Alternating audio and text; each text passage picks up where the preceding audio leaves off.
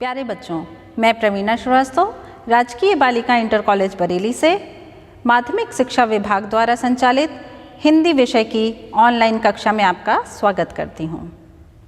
बच्चों, मैं आज श्री गंगा रत्न पांडे द्वारा रचित खंड काव्य मेवाड़ मुकुट के भाग 2 के साथ आपके समक्ष उपस्थित हूँ। पूर्व की कक्षा में हमने कुल 2 सर्गों का अध्ययन किया था। पहला अरावली सर्ग और दूसरा लक्ष्मी सर्ग।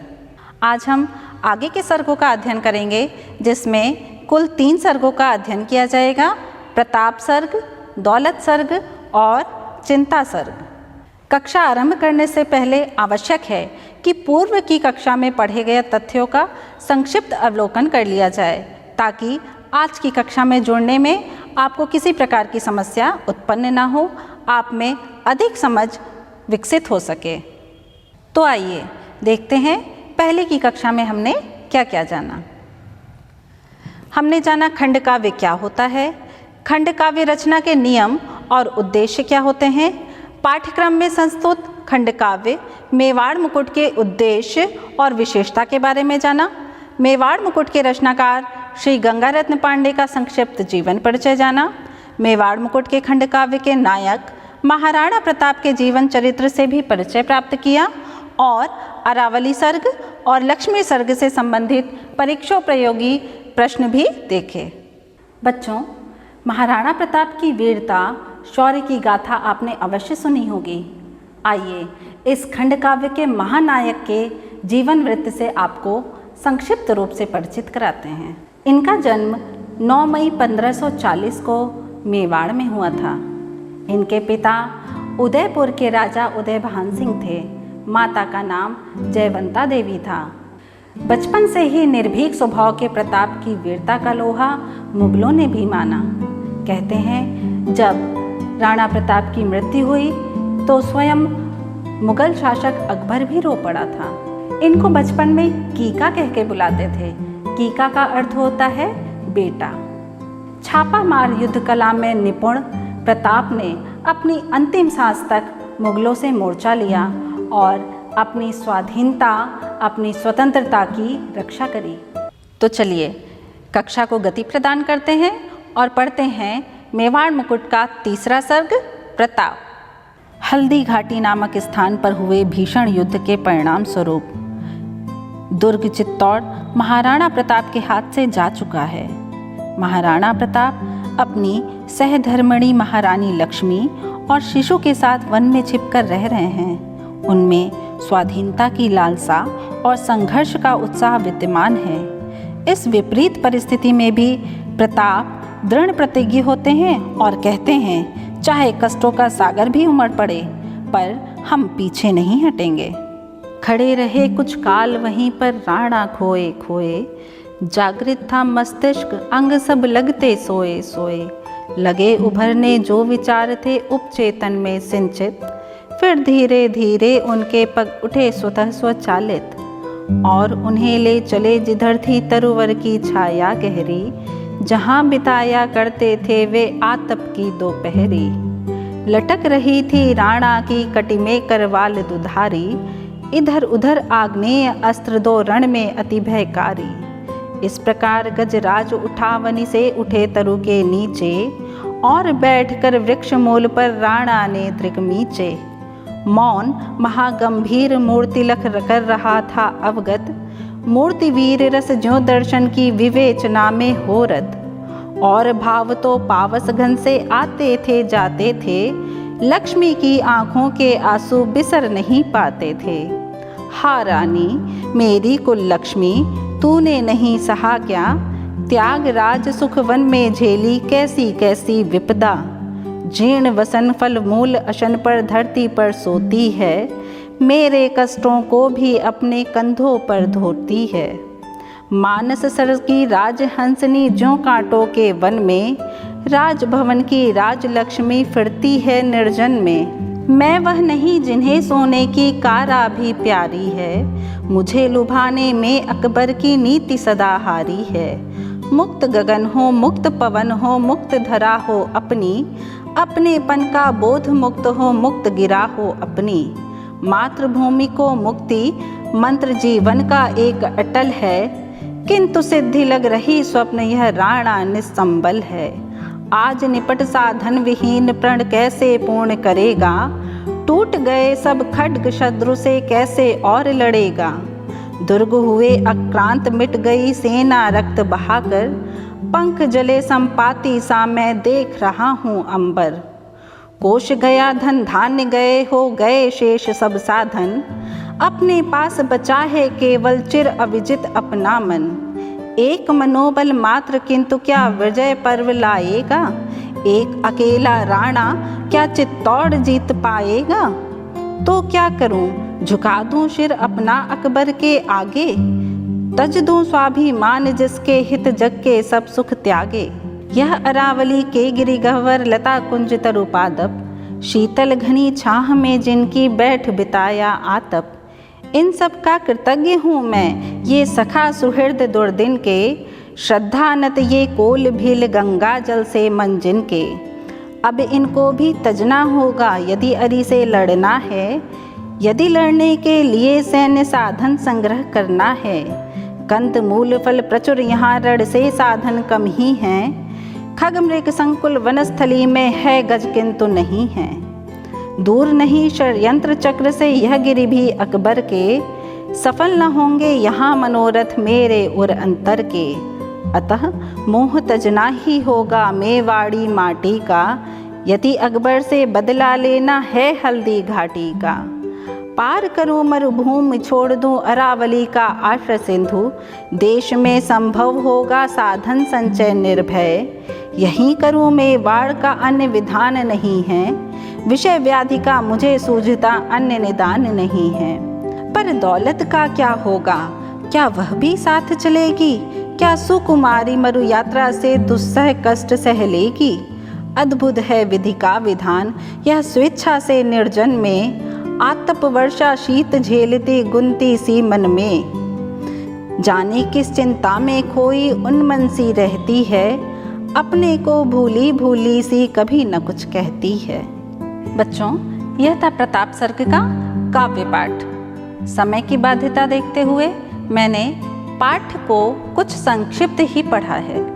आशा करती हूँ आप अपनी पुस्तक से संपूर्ण पाठ का अध्ययन कई बार करेंगे, ताकि आप में अर्थग्राह्यता की समझ विकसित हो सके। अब देखते हैं प्रताप सर्ग के संपूर्ण कथानक का सारांश कैसे लिखा जा सकता है और जानते हैं इसकी समीक्षा। महाराणा प्रताप कुछ देर तक कुटी के बाहर खोए खोए से खड़े रह गए। फिर वे उस ओर चले गए जिधर दोपहरी में पेड़ों की छाया में जाया करते थे। उनकी कमर में दुधारी तलवार लटकी हुई थी तथा 2 आग्नेय अस्त्र भी थे। वे गजराज की चाल से चढ़कर पेड़ की जड़ पर जा बैठे और आंखें बंद करके सोचने लगे। उन्हें ध्यान आया महारानी लक्ष्मी का, जिसे राजभवन के स्थान पर यहाँ कुटिया में सोना पड़ता है और फल फूल खाकर रह जाना पड़ता है। पर किया भी क्या जाए, जो भाग्य में है वही मिलेगा। हमारा काम है कर्तव्य का पालन करना। कर्तव्य में यदि सर्वस्व त्यागना पड़ जाए तो भी यश कीर्ति मिलती है। मैं भी अपना कर्तव्य पथ पर चलता रहूँगा और अपनी जन्मभूमि मेवाड़ को स्वतंत्र कराऊँगा। कर्तव्य की बेदी पर यदि प्राण भी न्यौछावर कर देने पड़े तो कर दूँगा, लेकिन बप्पा रावल के यश की रक्षा करूँगा। वे आगे कहते हैं कि राजपूत भले और भोले होते हैं, नवाब अकबर धूर्त हैं। अकबर की धूर्त नीति को न समझ पाने के कारण ही मान सिंह जैसा वीर उनके इशारों पर नाच रहा है। असल में वह साम, दाम, दंड और भेद की नीति पर चलता है। इसलिए सभी राजपूत उसके चक्कर में फंस गए हैं। केवल मैं हूँ जो उसकी माया से बचा हुआ हूँ, लेकिन मेरे संगी साथी स्नेही बंधु बिछुड़ चुके हैं। यहाँ तक कि शक्ति सिंह, जिसे मैंने भाई बनाकर पाला था, मुझसे द्रोह करके काल नाग बना घूम रहा है। लेकिन मुझे उससे द्वेष नहीं है। मुझे तो दया आती है उसकी मूर्खता पर कि क्षणिक लोभ के में पड़कर देशद्रोही बन बैठा। जब उसकी आत्मा धिक्कारेगी तब पछताएगा और शायद सुपथ पर भी लौट आए। आखिर मेरा भाई है। उस दिन का ही देख लो, जब मुगल सैनिकों से घिर गया था तो मुगल सैनिकों को मारकर उसने मेरे प्राण बचाए थे। जब चेतक ने भी साथ छोड़ दिया था तब शक्ति सिंह ने ही रक्षा की थी। तभी चेतक की याद करके राणा प्रताप के आंखों में आंसू आ जाते हैं और हल्दी घाटी के युद्ध का दृश्य आंखों के सामने मूर्त हो उठता है। वे सोचते हैं कि उस दिन थोड़ी सी चूक हो गई थी, अन्यथा सलीम बच नहीं सकता था। अगर उस दिन जीत गया होता तो मेरी लक्ष्मी को इस तरह वन वन भटकना नहीं पड़ता। लेकिन मुझे दौलत की चिंता भी तो करनी पड़ रही है।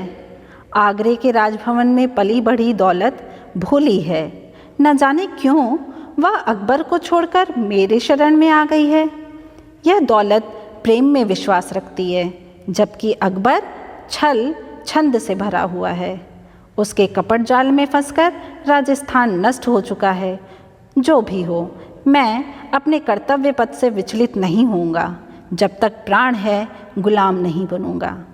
या तो अपने मेवाड़ के गौरव की रक्षा करूंगा या स्वाधीनता की वेदी पर अपने प्राण न्यौछावर कर दूंगा। यह था प्रताप सर्ग का सारांश। बच्चों, जिस प्रकार मैंने आपको कथानक का सारांश बताया है, इसी प्रकार आप भी अपने शब्दों में सारांश लिखने का प्रयत्न करिए ताकि आपके उत्तर में मौलिकता आ सके। मौलिक उत्तर की अपेक्षा हर परीक्षक करता है और इस आधार पे आपको अवश्य ही अच्छे अंक प्राप्त होंगे। अब देखते हैं प्रताप सर्ग की समीक्षा। समीक्षा के अंतर्गत हम काव्य में आए हुए महत्वपूर्ण तथ्यों को उजागर करते हैं। लेखक ने प्रताप सर्ग के अंतर्गत महाराणा प्रताप के स्वातंत्र्य प्रेम, स्वाभिमान और साहस पर प्रकाश डाला है।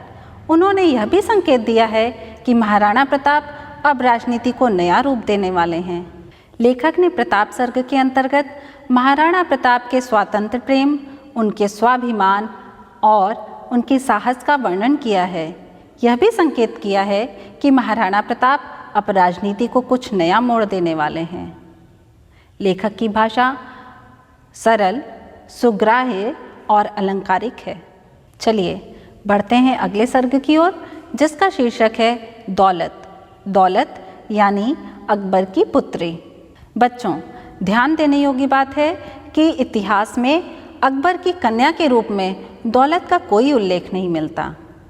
द्विजेंद्र लाल राय ने अपने नाटक महाराणा प्रताप में दौलत नामक पात्र का चित्रांकन किया है। संभवतः गंगारत्न पांडे जी भी उसी से प्रभावित थे और उन्होंने दौलत पात्र का चित्रांकन अपने खंडकाव्य में किया। दौलत एक कुंज में बैठी पर्णकुटी के पीछे, उन्मन सी कुछ सोच रही थी, नलिन विलोचन मीचे। उसके ऊपर वरद हस्त सा फैलाए वृक्ष घना था और चतुर्दिक बल्लियों सा हरित वितान तना था। कभी कभी जब प्रलय प्रभंजन का झोंका आ जाता, कुंज सिहर उठता था, तरुका पात पात लहराता। मार्ग खोजकर रजत रश्मियाँ तब नीचे आ जाती, धरती पर छाया प्रकाश के उद्भत चित्र बनाती। क्षणभंगुर ये चित्र उभर कर जैसे मिट जाते थे, वैसे ही विचार दौलत के ठहर नहीं पाते थे। करके नमित वल्लरी को वह कभी तोड़ती किसलय, कभी खोलकर दृक करती थी चकित मृगी का अभिनय। कभी तोड़कर किसलय उसके शत शत खंड बनाती, मानो उसको दुख देकर ही अपना सुख हो पाती। लगती थी वह वन देवी सी बैठी कुंज निलय में, जाने क्या अरमान सजोए अपने वरुण हृदय में। रंग रंग के सपने लेकर तरुणाई आती है, क्षण में हंसती क्षण में रोती क्षण में सकुचाती है। क्षण में फूल फूल उठती है क्षण में कुम्हला जाती, अपनी बात आपसे कहने में ही वह सुख पाती। सोच रही थी दौलत अपने गत जीवन की बातें, जब सोने के दिन थे उसकी थी चांदी की रातें। अकबर का आगरा नगर वह प्रसादों का वैभव, भोग विलास भरे जीवन की वे रंगरलियां नित नव। किंतु वहाँ छल कपट बहुत था, सहृदयता कम ही थी। द्वेष बहुत था, स्वार्थ बहुत था, प्रीति प्रतीति नहीं थी। वह असर था जैसे होती बिना प्राण के काया, इसीलिए मुझको वह जीवन कभी न अधिक सुहाया। यद्यपि भ्रमवश लोग इन वनों को निर्जन कहते हैं, निर्जन कैसे, किंतु यहाँ जब शत शत सुख सहते हैं। यहाँ प्रेम अपवाद नहीं, जीवन का सहज नियम है, इसीलिए जीवन पथ इतना सीधा सरल सुगम है। इसकी मधुर गंध से तन मन धन्य हो गया मेरा, जागा था कि वैभव तृष्णा का भाव सो गया मेरा। यह अभाव में जीवन ही अब लगता मुझे भला है, मैं प्रसन्न हूँ मन से वैभव का उन्माद टला है। पावन श्रद्धा जल से पूरित छलक रहा मेरा मन, यदि उसके हित कुछ कर पाऊँ धन्य बने यह जीवन। किंतु करूँ क्या, उसकी सेवा मैं क्या कर सकती हूँ, किं कर्तव्य विमूढ़ सोचती सोच सोच थकती हूँ। उसको चिंतित देख देख कर मेरा मन रोता है, उनसे कुछ कहने का साहस किंतु नहीं होता है। इधर कुछ दिनों से रहते हैं वे विशेष चिंतित से, प्रायः मौन बोलते हैं तो शब्द बहुत परिमित से। निश्चय इसका कारण होगी कोई जटिल समस्या, और गहन होती जाती है जैसे मौन तपस्या। मैंने भी तो कम न बढ़ाई चिंता उनकी आकर, डरती हूँ सानिध्य मिला जो खो न दूँ कहीं पाकर। इन्हीं विचारों में डूबी बैठी थी तरु के नीचे, तभी उसे पदचाप सुनाई पड़ी कुंज के पीछे। प्रस्तुत सर्ग में शक्ति सिंह के प्रति दौलत की आसक्ति और महाराणा प्रताप के प्रति सम्मान को लेखक ने स्पष्ट किया है। अब देखते हैं संपूर्ण सर्ग का सारांश किस प्रकार किया जा सकता है। पर्णकुटी के पीछे एक कुंज में दौलत बैठी सोच रही है कि आगरे में वैभवपूर्ण जीवन के राग रंग और मस्ती के दिन व्यतीत हो रहे थे, फिर भी मैं यहाँ आई, आखिर क्यों? फिर स्वयं ही उत्तर देती है कि वहाँ के जीवन में सुख शांति नहीं थी, छल कपट का बोलबाला था। यहाँ भूख प्यास और कष्ट है, फिर भी मैं संतुष्ट हूँ, क्योंकि महाराणा प्रताप मुझे पिता जैसा निश्चल प्रेम देते हैं, मुझे यवन कन्या नहीं समझते। इन्हें पाकर लगता है कि जीवन की अमूल्य निधि पाली हो। दौलत को अपने पिता अकबर का छल कपट याद आता है कि किस प्रकार शक्ति सिंह को बुलवाकर अकबर ने उन्हें राणा बना देने का लालच दिया और भाई को भाई से अलग कर दिया। शक्ति के पिता को झुककर सलाम किया, यह मुझे बुरा लगा, पर उसकी सुंदरता पर रीझ गई और इसीलिए यहाँ चली आई। अब पिता समान राणा प्रताप को पाकर मेरी तृष्णा बुझ चुकी है। मैं चाहती हूँ कि महाराणा प्रताप की अनुगता बनूँ। मुझे महाबली अकबर की यह बात बिल्कुल अच्छी नहीं लगती कि किसी को दास बनाकर रखा जाए। फिर यह सोचने लगती है कि आजकल महाराणा प्रताप बहुत व्याकुल रहते हैं, निश्चय ही कोई जटिल समस्या होगी। इस प्रकार दौलत सर्ग का संपूर्ण अध्ययन करने के पश्चात बढ़ते हैं अगले सर्ग की ओर, जिसका शीर्षक है चिंता। पदचाप सुनी जब राणा की, दौलत उठकर हो गई खड़ी, हो उठी सजल कुछ कुछ चंचल, विस्वारित आंखें बड़ी बड़ी। बोले राणा, बेटी दौलत एकांत कुंज में एकाकी क्यों बैठी है, तेरे मुख पर क्यों रेखाएं हैं चिंता की। क्या सोच रही है, तेरे मन में क्या व्यथा जगी, तू क्यों उदास, क्या मुझको नहीं बताएगी। कहते कहते आ गए पास, दौलत बोली, मेरे सुख की कर सकता कोई माप नहीं, है परम प्रसन्न यहाँ मन में कोई चिंता संताप नहीं।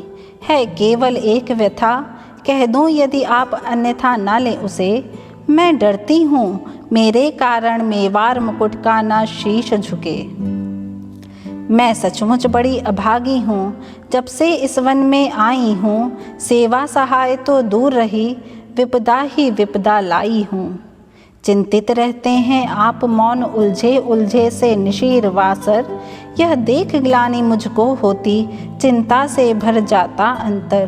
पगली बेटी राणा बोले, तू लाई विपदा कौन यहाँ, तूने तो आकर किए मुखर सोए थे जो स्वर मौन यहाँ। अनुदित अभाव निज तनुजा का सालता नहीं है अब मुझको। मेरी बेटी मैं बहुत सुखी हूँ, सच कहता हूँ पाकर तुझको, पर देखे मैंने आज अश्रु तेरी माँ की आँखों में, फिर गहरे विषाद की श्याम घटा उनके मानस में आई घिर।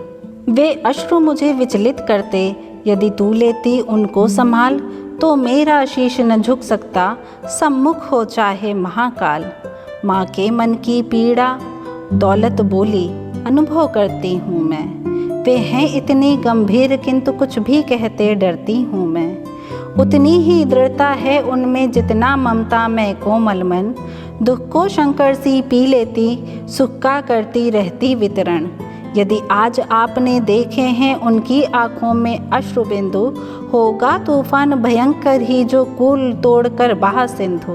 उनके मन की गहराई में खो जाते सारे हर्ष शोक, गहरे विषाद में भी सुख पर रहता है अद्भुत प्रभालोक। साहस उनसे कुछ कहने का साहस न कभी कर पाती हूँ, मैं उनके सम्मुख जाते भी अपराधी सी सकुचाती हूँ। पर चलिए आप साथ हैं तो संकोच आज न करूँगी मैं, जैसे जितना संभव होगा उनका संताप हरूंगी मैं। शिशु को छाती से लिपटाए बैठी थी पश्चाताप भरी, एकाकी कुटिया में रानी मन में लेकर चिंता गहरी। थी सोच रही, हाँ मैंने क्यों राणा के मन को दुखी किया, उनका दुख पाट नहीं पाती, उल्टे अपना दुख उन्हें दिया।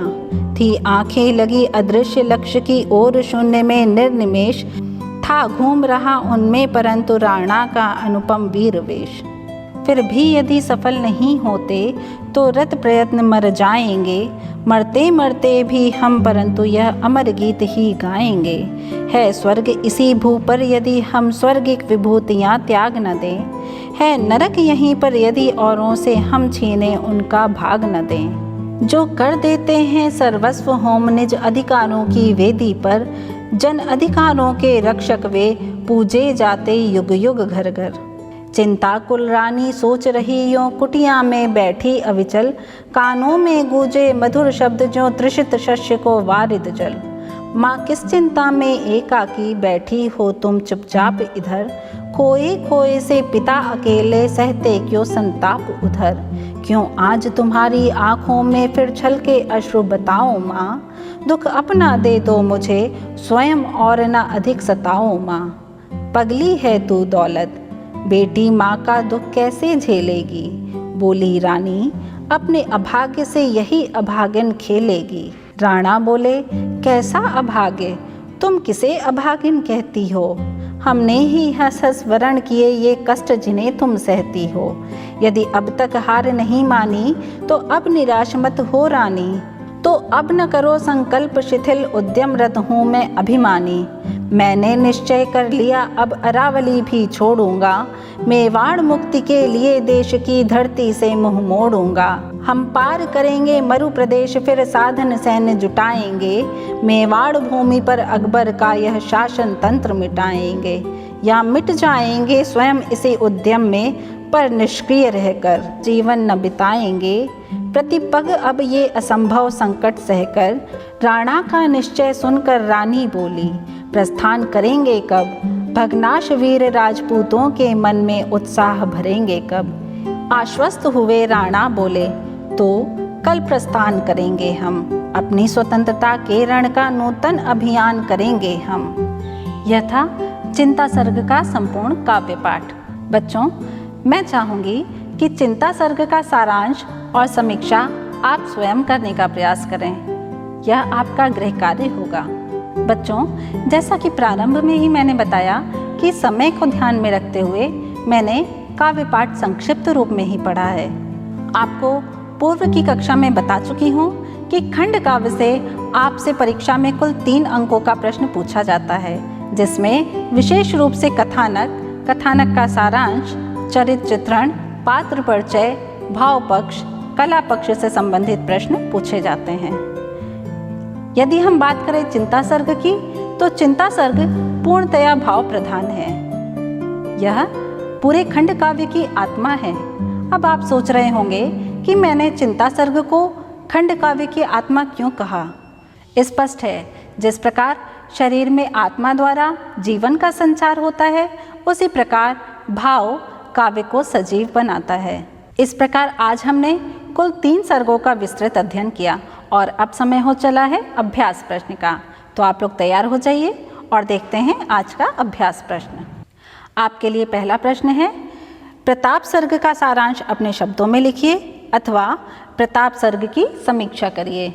हमने आपको शुरू में बताया था कि समीक्षा के अंतर्गत हम भाव पक्ष, कला पक्ष और विशेषताओं का वर्णन करते हैं। दूसरा प्रश्न है, दौलत सर्ग के आधार पर दौलत स्त्री पात्र की चारित्रिक विशेषताओं का वर्णन करिए। तो बच्चों, आज की कक्षा यहीं पर समाप्त होती है। अगली कक्षा में शेष सर्गों का अध्ययन करेंगे जिनका शीर्षक है पृथ्वीराज और भामाशाह। बच्चों, मैं चाहूँगी कि आप लोग आगे के सर्गों का अध्ययन करके अगली कक्षा में आएँ ताकि आपको कक्षा से जुड़ने में किसी प्रकार की समस्या ना हो। साथ ही आप अपनी जिज्ञासाओं और कठिनाइयों का समाधान भली प्रकार पा सकें, क्योंकि अभ्यास ही सफलता की कुंजी है। इसी सूत्र वाक्य के साथ आपसे विदा लेती हूँ। धन्यवाद।